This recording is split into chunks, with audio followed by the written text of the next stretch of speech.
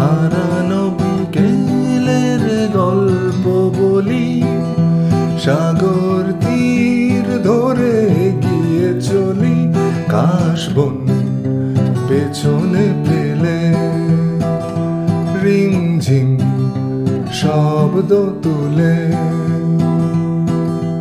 হারানো বিকেলের গল্প বলি, সাগর তীর ধরে গিয়ে চলি, কাশবন পেছনে ফেলে রিমঝিম শব্দ তুলে।